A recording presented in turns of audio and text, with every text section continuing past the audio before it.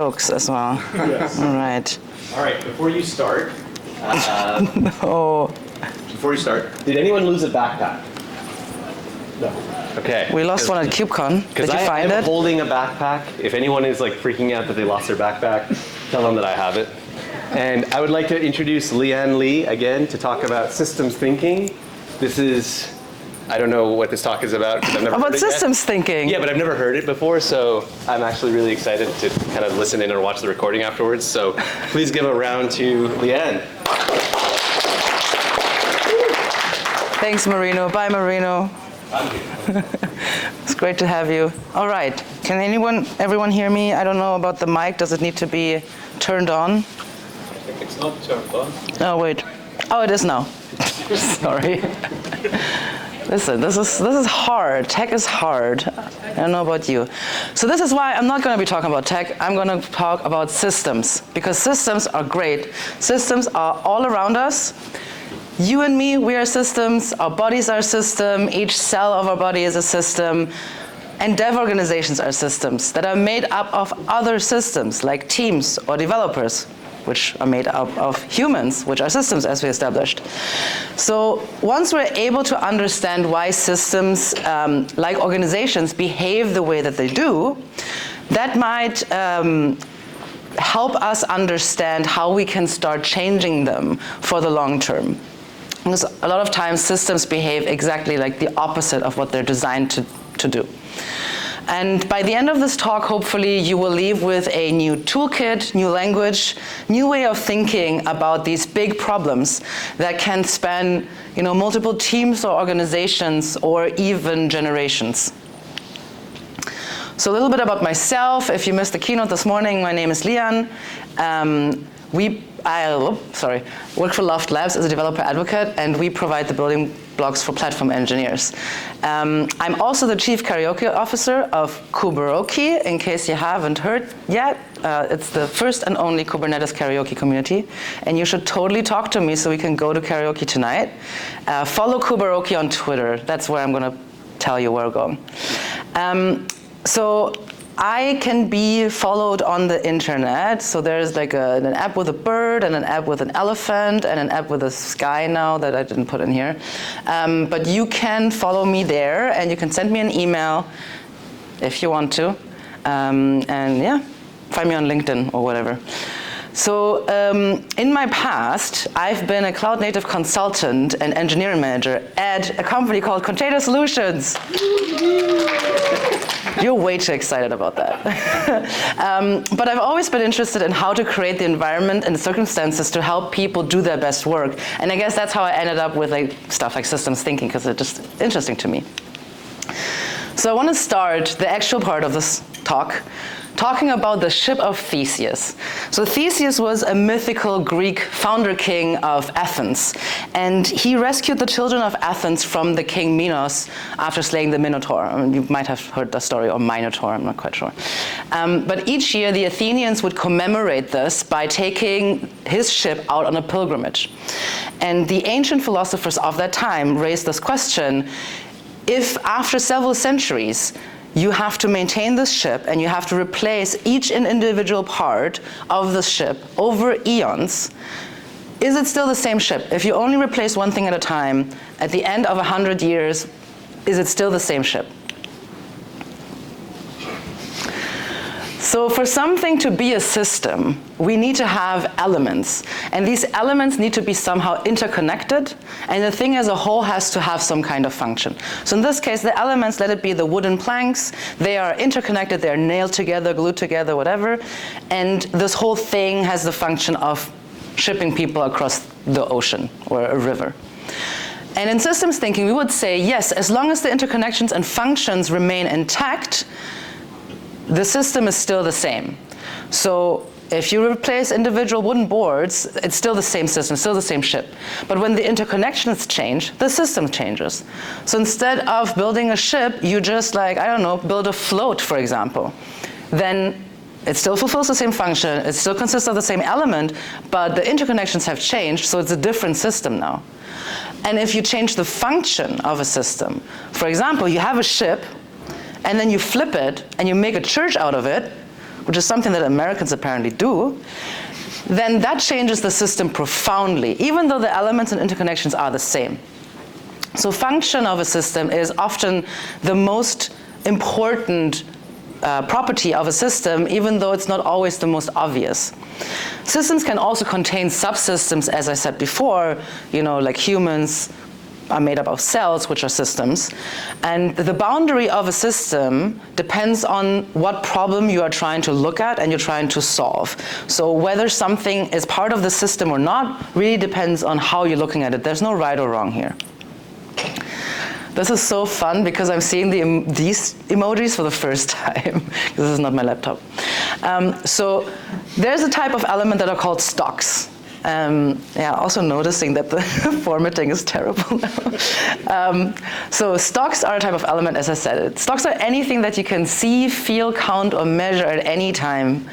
And they will represent the store, the quantity, or the accumulation of material over time. It can also be information, because stocks don't necessarily need to be physical. It could be my patience with my team members, for example. All of these things are stocks. Then there's another thing, there's flows. And flows are elements that are interconnected to stocks. Flows grow or shrink a stock. And when you have, the sum of all your inflows is bigger than the sum of all your outflows, the stock will grow, vice versa, it will shrink. If they are equal, then you will have some kind of equilibrium. And the stock in between an in or outflow can act as a buffer or a delay, which has a bunch of advantages. For one, because they are in and outflow are independent from each other, they don't have to know about each other, and they don't change just because the outflow doesn't change just because the inflow changes. And also, by having this delay in between, we have some time to maneuver, to react to changes. But also, this buffer can have downsides, because we don't immediately see the results of our actions because of the delay. And then, I was talking about function before, and we can use the word function, we can use the word purpose. The difference is that a purpose is something human-made. It's something like humans look for purpose. The function is just a property of a system. And the function and the purpose don't always need to be the same. Like, we design a system with a specific purpose, but then we just kind of didn't understand it completely, so then the function is not the same. It's not explicit maybe, or it's not the purpose that we actually want. Oftentimes, the very first function of every system is to ensure its own perpetuation and survival. And then we have something that is not necessarily part of a system, but it's something that often happens when systems exist, which is behavior. Behavior will just emerge from a system. And behavior is something that persists over time, regardless of changes in and outflows, because there's a higher mechanism that creates this behavior. And we call these mechanisms feedback loops. Typically in systems, some loops will dominate other loops, and when a system's behavior changes as a whole, it's often because the dominance of these loops are shifting. Not all systems have feedback loops, and the existence of a feedback loop does not necessarily mean that the system works very well, because it could be completely unintended. So let's look at a simple example of a system where we have one stock, the room temperature. So we're in Canada. It's cold as fuck. Oh, sorry. It's very cold. And over time, hot air will leave the room, and maybe cold air will enter the room at the same time. Our house is old and has leaks. We also have a radiator that we can turn on to heat the air in the room. So now we have in and outflow to the stock room temperature. Now, the function of our system is to keep the room at a toasty 20 Celsius or 68 Fahrenheit if you're American. So what we will do is we will check the thermometer, and if we notice a discrepancy between the current and the desired stock, we will jump into action and turn on the radiator or maybe close the window or something. So any kind of feedback loop is triggered by a change in a stock, and that Any kind of feedback loop is triggered by a change in stock, and it affects either the in or outflow of that same stock. And this feedback loop is trying to stabilize this stock. Therefore, it's called a balancing feedback loop. So balancing feedback loops are stabilizing, they're goal-seeking, and they will eventually get to a dynamic equilibrium unless one outflow is like one flow is so much bigger than the other, then it will just completely run away from it. So over time, this could be like how our stock will look like on a graph. So it doesn't necessarily have to be exactly on our desired line, but it might oscillate. So let's take a look at another example. This time our only stock is the number of rabbits in a place. Let's say this is our backyard. And the population grows when more rabbits are born, and it shrinks when rabbits leave some way or the other. So the function of this system is pretty straightforward. It's to survive and to thrive, to procreate, to adapt, to ensure its own survival. And if we leave these rabbits to their own devices, they will procreate, like the rabbits. So they will create more rabbits that will then mature and then can procreate themselves, and thus even more rabbits are born, which grows our population even further, and so forth and so forth. So if we're not intruding here, this type of loop is called a runaway loop or a reinforcing feedback loop, because it amplifies, it self-multiplies, so it grows as a fraction of itself, and will sometimes even snowball. So the growth is not linear but exponential like this. And if it stays unchecked, this will eventually lead to the collapse of the system, because growth like this is just not sustainable over a long time. So I was saying before, systems thinking is great, and I stand by that because systems thinking is pretty intuitive. So most of us are able to grasp cause-effect relationships in systems, even if we don't have the language to express that. And the reason why we understand systems so well, at least superficially, is because of system storylines or archetypes, or sometimes they're also called system traps. And archetypes are system structures that produce common patterns of problematic behavior. So in this next section, we will look at 3 kinds of archetypes and learn how we can draw a systems map to make inferences from that, and discuss how we can get out of these system traps. So our first archetype is called fixes that fail or fixes that backfire. And there's a story that goes with this. So in 1967, it's been a while, in Romania, I don't know if any Romanians are here, Romania had a communist government, and they issued Decree 770, which effectively outlawed abortion and contraceptives because they saw a declining birth rate. So as a result of this decree, the number of births almost doubled between 66 and 67, but it led to devastating consequences to the community because the government was not set up to actually take care of the children once they grew up from being babies. So this is what happens when you focus too much on babies and not at all on children. So once they grew up, so starting in the 1970s, the birth rate started to decline again because the families could not keep up with the economic pressure of raising that many children without assistance from the government. So a lot of people tried to circumvent the decree. Wealthy women would be able to illegally obtain contraceptives or abortions outside of the country, whereas poorer women would put themselves at incredible risk to undergo unsafe procedures to remove unwanted pregnancies. So the result of that was that mortality among pregnant women became the highest in Europe, and infant mortality as well. So we can take a step back to look at what happened to cause this archetype. So when we encounter this archetype, usually what we have is we have a problem symptom. Is this working? No, okay. We have a problem symptom, and usually we don't, like in this archetype, the problem is that we don't understand the problem well enough, or we're fixating too much on the symptom rather than the problem itself. So now we're implementing a quick fix that will take care of the symptom but not the problem itself. And we're expressing this through this arrow. So we have 2 stocks here, the problem symptom and the solution. And there's an arrow with a plus, which means that if the stock to the left grows, this stock to the right grows as well, as a follow-up, as a reaction to the original stock increasing. So So that helps reduce the problem symptom for now. So we have an arrow leading back with a minus, meaning that when this stock rises, solution that works in the short run, if that rises, then the other one falls. So the more solutions that we build, the less problem symptoms we have. So the rule is, if a loop like this contains an uneven number of these minuses, then this is a balancing feedback loop. And sometimes when you see a systems map, instead of plus and minus, it will sometimes say S and O for support and opposite, but it means the same thing. Yeah, so we have an uneven number here, like 1 is an uneven number, we know that. So the problem now is that we didn't actually solve the actual underlying problem. We only addressed the symptom and fixed it only for the short term. So here, what we're doing is we're introducing unintended consequences with a delay. So these two lines that go through the arrow mean delay.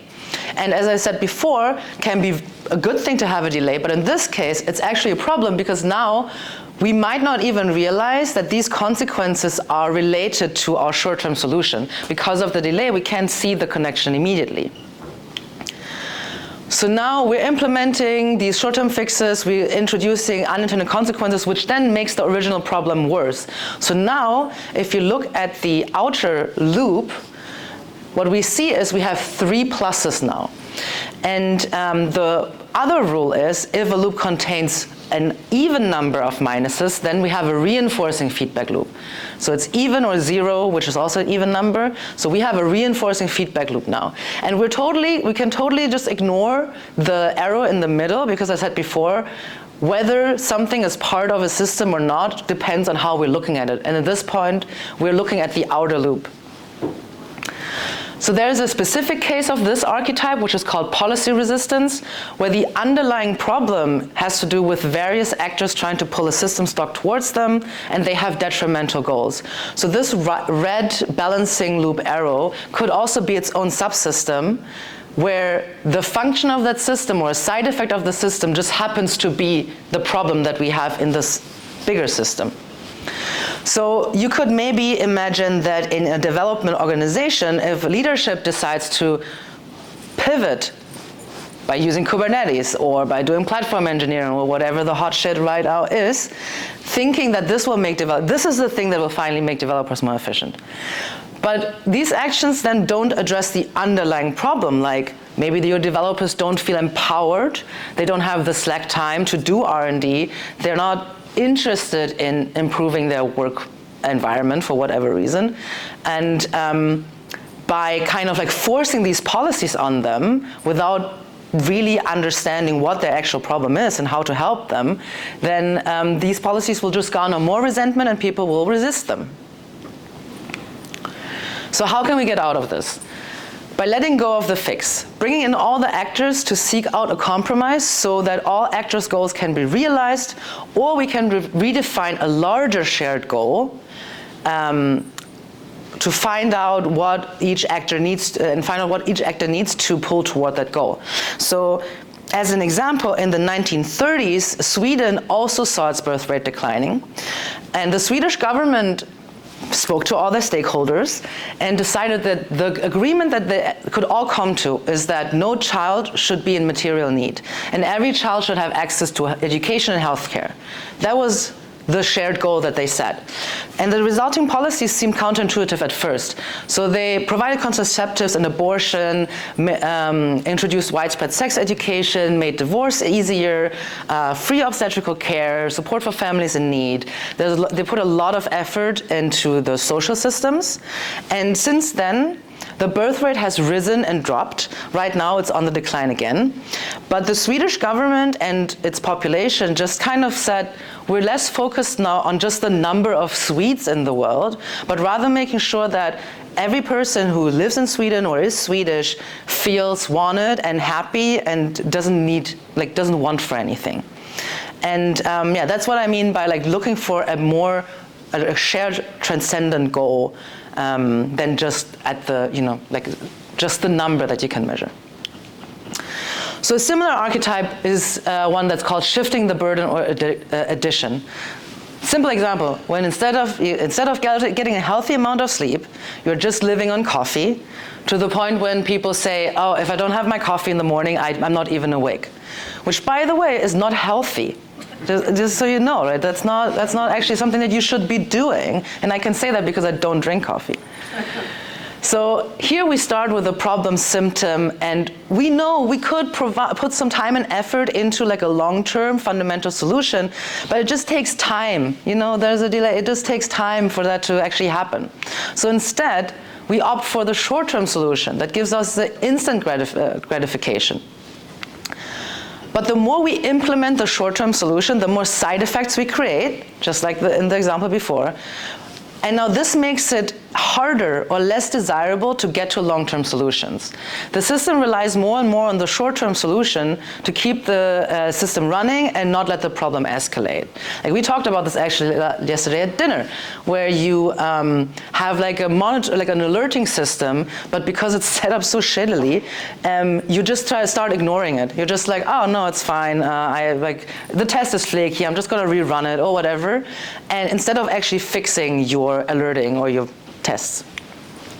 So here we have these two problem-fixing loops that are both balancing loops. One is a bit more popular than the other.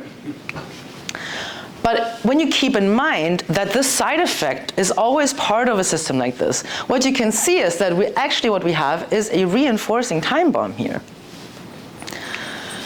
So we call this archetype shifting a burden because we are not addressing the actual problem to keep the system alive and running, but instead we're relying on the short-term fix. And even worse, the system becomes addicted to the short-term solution because the mounting side effects make the long-term solution less and less viable. So in my time as a consultant, I've encountered this situation a couple of times where organizations, especially like the big enterprises, they become completely dependent on external consultants, not only to innovate, but even just to operate their own applications, which again, not good. Well, it's good for consultants. All right, so how can we get out of this? Reduce the dependency on the quick fix. Increase investment into the fundamental solution by creating a vision of an alternate future and then talking to the teams, talking to the stakeholders to invest into this future. If it's necessary to stay with the quick fix, continue implementing it, but also in a way that it will bring you closer to the fundamental solution rather than undermining it. So in one of my engagements as a consultant, we were contracted to build a CI/CD platform, and some engineers just never deployed by themselves ever. So they didn't want to do like proper CI/CD with the microservices that they had. They didn't have microservices. They had a distributed monolith, which is a different talk, so I'm not going to go into that too much. But what we built for them was a way to basically bundle up all the versions of a specific, setup that they tested, and then like take that bundle and deploy that to production, which not CI/CD, but they were using the CI/CD platform, and this was just like a special way for them to do it.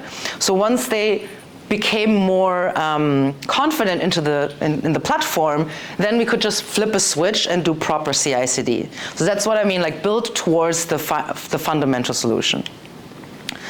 So this is the final archetype that I want to talk about today, and it's the most complicated to draw, but probably one of the easiest to understand. And classic example of this is like overfishing. Overfishing has a long history dating back to pre-industrial times, but since industrialization, it has immensely accelerated.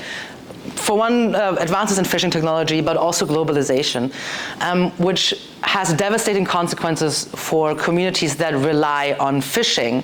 And people losing their jobs, there's food insecurity, and especially in developing countries. So it's actually pretty bad.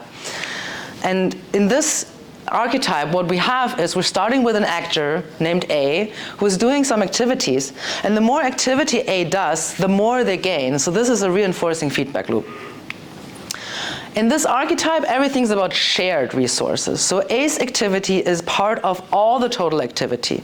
And the more that A does, the bigger the total activity.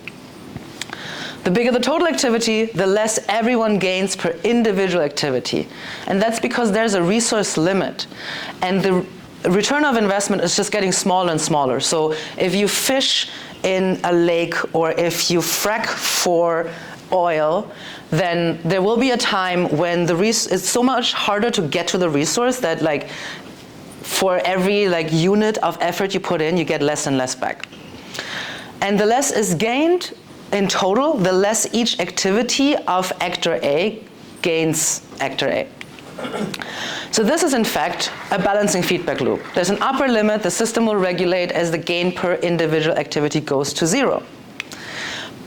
And because this is a shared resource, we have the exact same thing mirrored for actor B. We could also have actors C, D, E, F. And this archetype illustrates what can happen when multiple actors exploit a shared resource.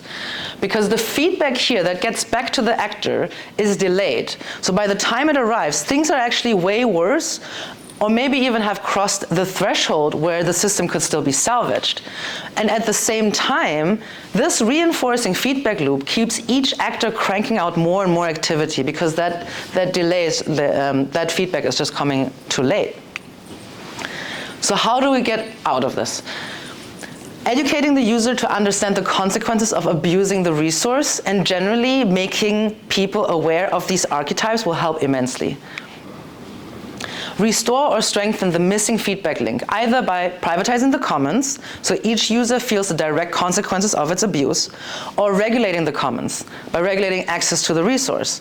For example, if you have a bunch of developers who share a Kubernetes cluster, and they just keep spinning up pods willy-nilly, as developers do, you could give them each their own cluster and have them deal with resource management themselves, privatizing, or you build a platform on top of the shared cluster and give each actor limited access to the resource, which would be regulating the commons.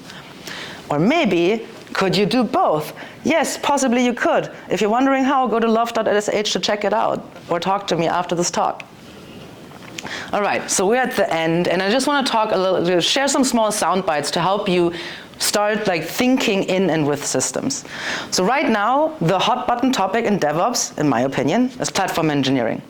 And I really like the concept of platform engineering because I think it's the right way to address many of the problems that DevOps set out to solve as a pattern or anti-pattern, depending on which religion you follow. And I feel like platform engineering looks at issues in a systemic way and addresses it as such and tries to solve them as such. So taking platform engineering as an example, if you want to build your platform with systems thinking in mind, these are the things that you should consider. Most people are more used to advocacy than inquiry. So before you touch any system, you should conduct systems interviews with stakeholders, find out how they see the issue, and make them feel listened to and understood. If you're building a platform, talk to developers, understand their needs, let them know that their needs are valid, and the platform is there to make them more productive, not the other way around. Next, try to get at the mental models that underpin these cause-effect relationships that we talked about. What are beliefs that people hold? Respect them before you question them. For example, a lot of people believe that Kubernetes will solve all their problems, or this specific tool, or that specific tool. And before you make fun of that, which you totally should, just like, listen first why. Like, be curious before you're judgmental. When you're attempting to solve a problem systemically, you should not try to optimize each element of the system, like trying to find the best IDE, like the best IDE, the best language in the world. But it's more about making developers more efficient, like empowering them to pick their favorite tool, whatever makes them most productive. And yeah, that was it. Make use of feedback. So feedback loops determine how a system behaves. So no matter how much you try to change things, if you're not looking at the feedback loops and how the feedback works, you won't be able to change the system. So build feedback policies into your system so it's able to self-regulate and self-heal. Much like Kubernetes, which is the tool that we all love, it's make use of its reconciliation loop to balance out extreme states of stocks. Take a view of responsibility. When people look at a problem systemically, what will often happen is then they can now see how their own behavior, even unwittingly, has contributed to the problem.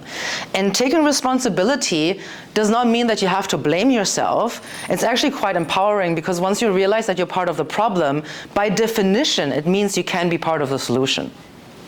So again, it's about empowering people to give them the information, the knowledge, and the tools and the power to be active and move the system into the state that we want it to be. Understand your buffers and delays and try to utilize them correctly. So once you think in systems, you can start identifying stocks. You can, compute resources can be stocks. But then also, like the cognitive load that a developer can hold is a stock. So once you start noticing this, and maybe you notice like some wild oscillations or other extreme states of these stocks, now you can try to intervene by introducing some some feedback loops or changing the in and out flows. All right, close to final slides. So basically, what I did is I read 2 books, and now I'm an expert on systems thinking. So you should also read those books. One is called Thinking in Systems by Donella H. Meadows. It's an excellent book just to get started into systems thinking, reading about the other systems traps. So I introduced 3, there's like 18 or so, and then also how to get out of them. And then this other book is called Systems Thinking for Social Change, where this is really about using leverage points to, move your organization or your system along and change it. And that is it. Thank you so much for listening. And if you have any questions, you can come by. If you want any stickers, yes, you can also come by. If you want to go to karaoke, follow Kubehuddle on Twitter. Thanks.